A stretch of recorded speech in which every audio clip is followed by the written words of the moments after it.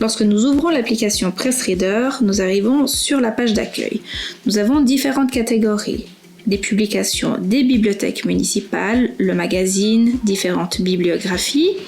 Nous avons également le top des journaux, le top des magazines, ce que nous avons lu récemment. Puis nous avons différentes catégories comme l'actualité, les animaux, l'art, etc.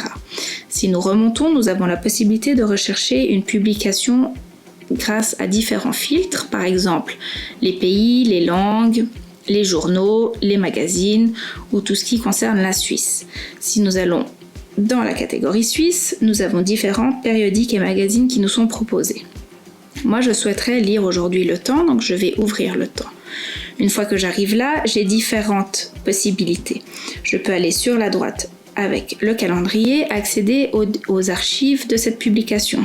Parfois, les archives remontent à quelques jours, à quelques semaines, voire quelques mois. Si je veux lire par exemple l'édition du 2 mai, je sélectionne le 2 mai et puis je peux lire Le Temps du 2 mai.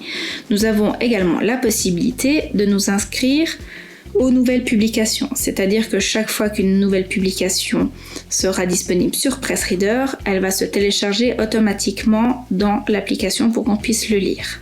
Maintenant, j'aimerais lire Le Temps du 2 mai, je vais cliquer sur la flèche qui regarde vers le bas sur la droite. Cela va télécharger cette édition sur l'application.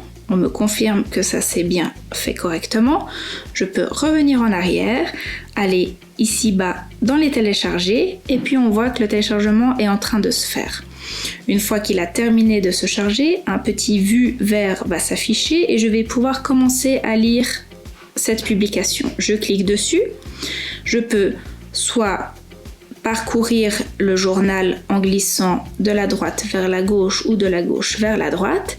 Et puis nous voyons que certains titres sont surlignés en vert. Si je clique sur l'un de ces titres, je vais avoir l'article qui s'affiche avec une mise en page quelque peu différente qui va me faciliter la lecture.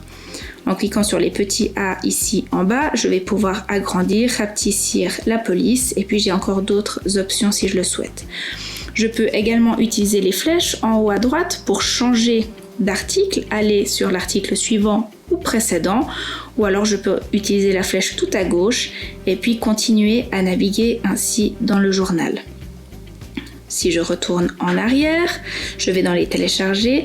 Donc maintenant, je vais avoir chaque jour, étant donné que je me suis inscrite, le temps qui va se télécharger. Si je veux faire un petit peu de ménage, je peux appuyer longtemps dessus, appuyer sur la poubelle et puis ça va supprimer l'édition du jour.